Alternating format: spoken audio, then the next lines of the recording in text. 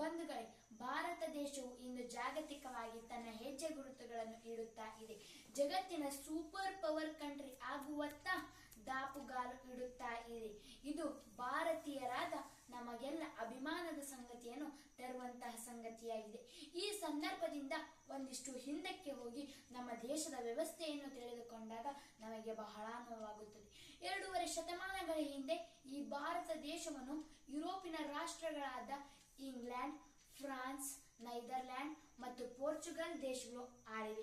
ಅದರಲ್ಲಿ ವಿಶೇಷವಾಗಿ ಇಂಗ್ಲೆಂಡ್ ದೇಶದ ಆಂಗ್ಲರು ನಮ್ಮ ದೇಶದ ವ್ಯವಸ್ಥೆಯನ್ನು ತಮ್ಮ ಕೈಯಲ್ಲಿ ಇಟ್ಟುಕೊಂಡಿದ್ದರು. ಬ್ರಿಟಿಷರು ತೆಗೆದುಕೊಂಡು ಬಂದ ಕಾಯ್ದೆಗಳು ಈ ದೇಶದಲ್ಲಿ ಜಾರಿಯಾಗುತ್ತಿದ್ದವು. ಈ ನೆಲದ ನಿವಾಸಿಗಳಾದ ಭಾರತೀಯರನ್ನು ತೀರಾ ಕೆಳಮಟ್ಟದಲ್ಲಿ ನೋಡುತ್ತಿದ್ದರು. ಉದ್ಯೋಗ ಸೇರಿದಂತೆ ಯಾವುದೇ ಕ್ಷೇತ್ರದಲ್ಲಿ ಉನ್ನತ ಅವಕಾಶಗಳು ಇರಲಿಲ್ಲ. ಇಂತಹ ಸಂದರ್ಭದಲ್ಲಿ ನಮ್ಮ ದೇಶದ ಸ್ವಾತಂತ್ರ್ಯ ಹೋರಾಟಗಾರರು ಸ್ವಾತಂತ್ರ್ಯದ ಕಿಡಿಯನ್ನು ಹತ್ತಿಸಿದರು. ಸುಮಾರು 6 ಲಕ್ಷಕ್ಕಿಂತ ಹೆಚ್ಚು ಸ್ವಾತಂತ್ರ್ಯ ಹೋರಾಟಗಾರರು ತಮ್ಮನ್ನು ತಾವು ತೊಡಗಿಸಿಕೊಂಡು ಭಾರತ ಮಾತೆಗಾಗಿ ತಮ್ಮ ಪ್ರಾಣಾರ್ಪಣೆ ಮಾಡಿದ್ದಾರೆ. ಅವರುಗಳಲ್ಲಿ ಪ್ರಮುಖವಾಗಿ ಮಹಾತ್ಮ ಗಾಂಧೀಜಿ, ಸರ್ದಾರ್ ವಲ್ಲಭಾಯಿ ಪಟೇಲ್, ಬಾಲ್ ಗಂಗಾಧರ್ ತಿಲಕ್, ಸುಭಾಷ್ ಚಂದ್ರ ಬೋಸ್ ಮತ್ತು ಸಂಗೊಳ್ಳಿ ರಾಯಣ್ಣ, ಮಹಾದೇವ ಮೈಲಾರ್, ಸಂಗೂರು ಕರಿಯಪ್ಪ ಹಾಗೂ ಹಳ್ಳಿಕೇರಿ ಗುದ್ಲಿಯಪ್ಪ ಇನ್ನು ಮುಂತಾದ ಸ್ವಾತಂತ್ರ್ಯ ಹೋರಾಟಗಾರರು ಪ್ರಾಣಾರ್ಪಣೆ ಮಾಡಿದ್ದಾರೆ. ಇಂತಹ ಸ್ವಾತಂತ್ರ್ಯ ಹೋರಾಟಗಾರರಿಂದ ಇಂದು ಸ್ವಾತಂತ್ರ್ಯಗೊಂಡಿದೆ.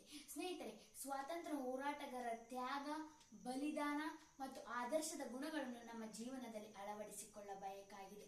ಸ್ನೇಹಿತರೆ, ಸ್ವಾತಂತ್ರ್ಯ ಸಿಕ್ಕಾಗ ಈ ದೇಶದ ಸಾಕ್ಷರತೆ 14%. ಈಗ 80%ಕ್ಕಿಂತಲೂ ಹೆಚ್ಚಾಗಿದೆ. ಕಳೆದ 76 ವರ್ಷಗಳಲ್ಲಿ ಭಾರತ ಹಲವಾರು ದೇಶಗಳಲ್ಲಿ ತ್ರಿವಿಕ್ರಮನಂತೆ ಮುನ್ನಡೆದಿದೆ ಮತ್ತು ಹಲವಾರು ಆಂತರಿಕ ಸವಾಲುಗಳೊಂದಿಗೆ ಬಾಹ್ಯ ಸವಾಲುಗಳನ್ನು ಎದುರಿಸುತ್ತಿದೆ.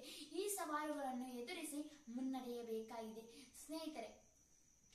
ಸ್ನೇಹಿತರೆ, ನಾವೆಲ್ಲ ಜಾತಿ, ಧರ್ಮ, ಭಾಷೆ, ಹೆಸರುಗಳಲ್ಲಿ ಕಚ್ಚಾಡದೆ ಬಹುತ್ವದ ಆಶಯಗಳನ್ನು ನಮ್ಮಲ್ಲಿ ಬೆಳೆಸಿಕೊಂಡು ನಾವೆಲ್ಲ ಒಂದೇ ತಾಯಿಯ ಮಕ್ಕಳಂತೆ ಬದುಕನ್ನು ಕಟ್ಟಿಕೊಳ್ಳಬೇಕಾಗಿದೆ.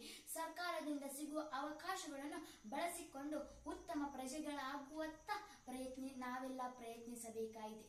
ಇಂಥ ಅಪೂರ್ವ ವೇದಿಕೆಯಲ್ಲಿ ನನ್ನ ತೊದಲು ನುಡಿಗಳನ್ನು ಹಂಚಿಕೊಳ್ಳಲು ಅಗತ್ಯ ಮಾರ್ಗದರ್ಶನ ಮತ್ತು ಸಹಕಾರ ಮಾಡಿದ ನನ್ನ ಪೂಜ್ಯನೆಯ ಗುರುಗಳಿಗೆ ಮತ್ತು ಗುರುಮಾತೆಯರಿಗೆ ಧನ್ಯವಾದಗಳನ್ನು ಅರ್ಪಿಸುತ್ತೇನೆ.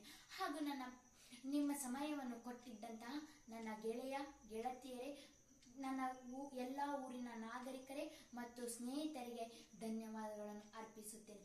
ಜೈ ಹಿಂದ್, ಜೈ ಭಾರತ್ ಮಾತೆ. ಸ್ವಾತಂತ್ರ್ಯ ಹೋರಾಟಗಾರರಿಗೆ ಜಯವಾಗಲಿ. ಧನ್ಯವಾದ.